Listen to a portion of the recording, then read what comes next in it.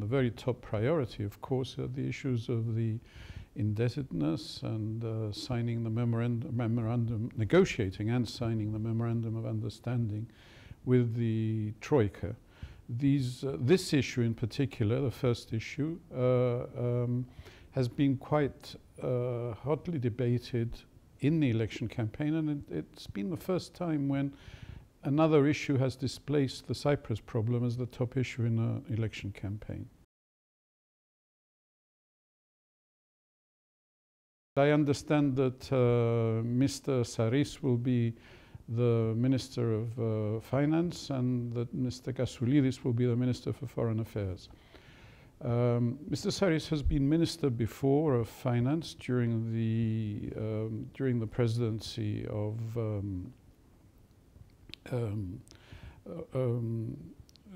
Mr. Papadopoulos. He is a liberal economist, has worked for the World Bank, and I believe he will not necessarily have a totally different view to his immediate predecessors, who have also been, well, both of them have been bankers, and I don't think they had any ideological differences with Mr. Saris, but they were just working for with a different government. The government was a government which gave the impression at times of regarding the European Union with a certain degree of suspicion. I think this will not be there anymore. Of course, the same applies with Ioannis Kasoulides, who will be the foreign minister. He was the foreign minister of President Gliridis. He is also a very pro-European person. I should just say two words about Nicos Anastasiades himself. He is a totally different political animal to the previous president, who belonged to AGEL, the Communist Party of Cyprus, and who regarded the Cyprus membership of the European Union with a certain degree of reticence and suspicion. Anastasiades is an experienced politician. He is a member of his party. He and his party is a member of the European People's Party, in which he has been a very active participant. He has good contacts, therefore, with many of the prime ministers in European capitals and other parties.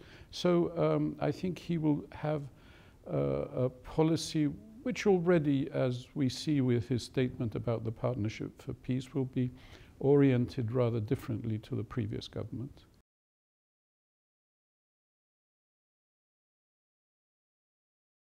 I think it's a little unrealistic. Actually, one of the candidates in the election wanted to speed up the exploitation of the hydrocarbon reserves as a way of eliminating the necessity for the Troika as early as 2014, but it didn't sound like a very plausible suggestion. The idea of linking the negotiations and the agreement with the Troika to the Cyprus problem is politically not a very wise idea. It sounds to the Cypriots very much like a kind of blackmail in the hour of need, which I think is not going to put anyone in a constructive mood. President Anastasiades himself has rejected this eventuality, so I don't think it's really on the cards.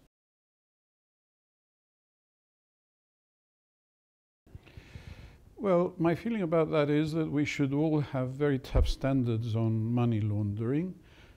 As far as I know, and as far as most people know, Cyprus has actually adhered and legislated all the necessary measures on money laundering, and has actually welcomed any of the European public agencies, should they want to check up on the legislation and on the implementation.